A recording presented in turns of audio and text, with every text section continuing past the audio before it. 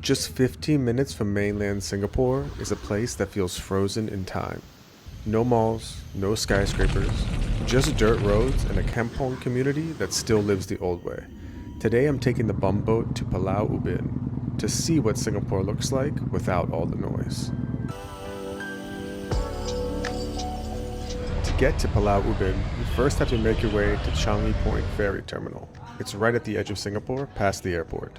From there, you take a bumboat across. There's no fixed schedule. The boat only leaves once it fills up, usually around 10 to 12 people.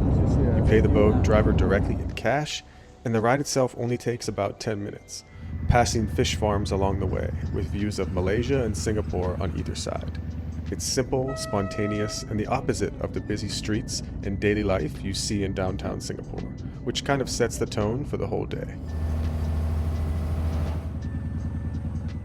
Once you arrive on Pulau Ubin, the first thing you see is a small stretch of road lined with bicycle rental shops, open-air restaurants, and coffee shops.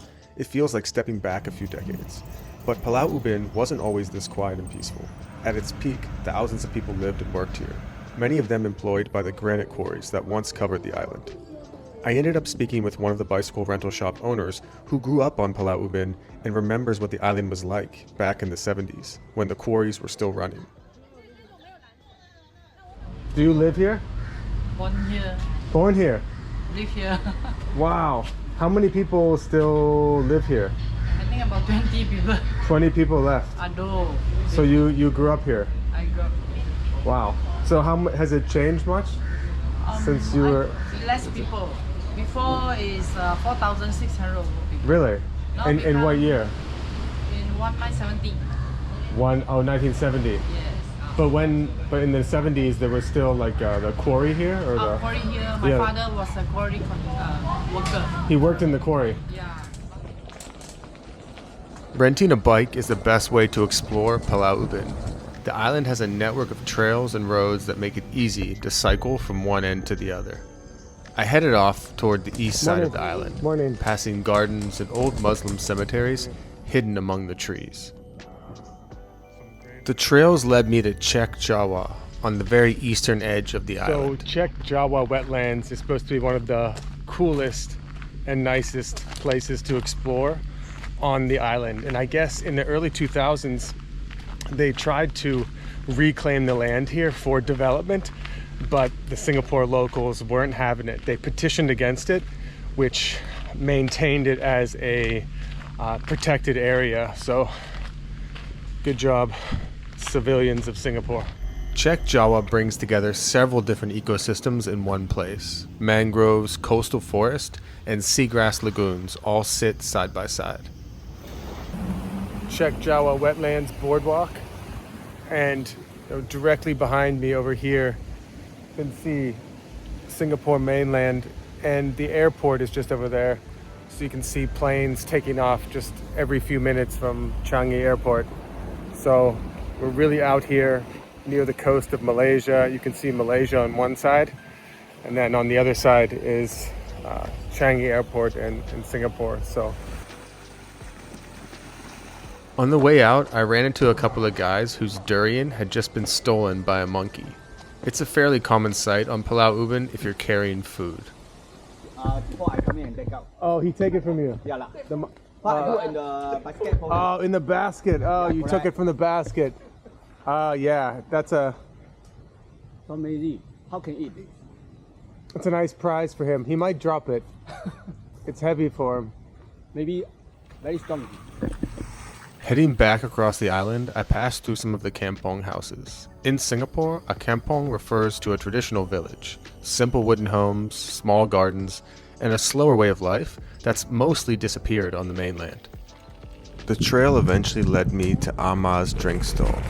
Amma's drink stall has been serving fresh coconuts and cold drinks on Pulau Ubin for years, and it still feels like a piece of the island's past. Pangolin. Yeah, pangolin. You see here? Hi. 早上好，一个 coconut. One coconut. Yeah, come. 谢谢你啊，你讲华语很厉害呀。啊，你住过台湾？我会说一点儿，一点点。中国哈。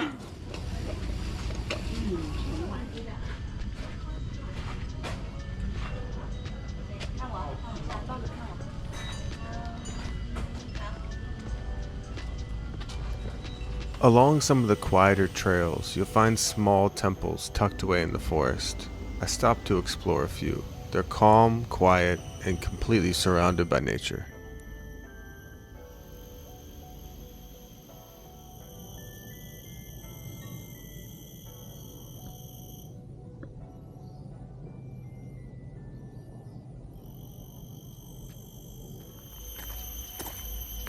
From there, I headed towards Puaka Hill, one of the most popular spots on the island.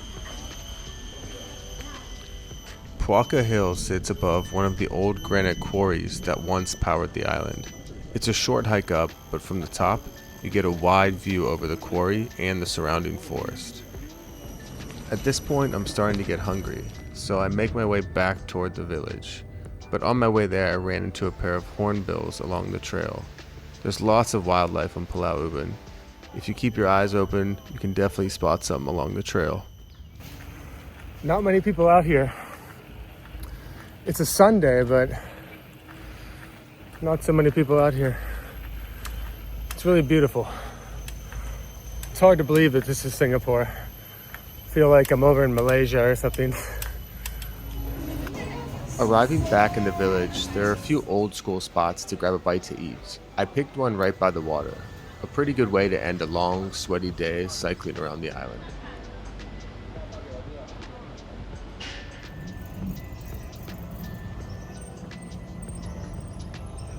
At this point, it's starting to get late and it's time to head back. I walked through the village, made my way to the jetty, and waited for the next bumboat back to the Singapore mainland.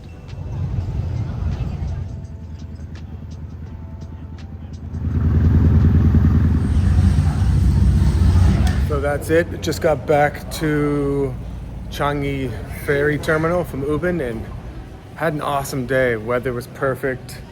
It's always refreshing to get out of the busy city in Singapore for a bit. Pulau Ubin is a great way to do that without actually having to use your passport. So I enjoyed it. I feel refreshed. I also feel tired and have a lot of mosquito bites, but it was a great day. I hope you enjoyed it too.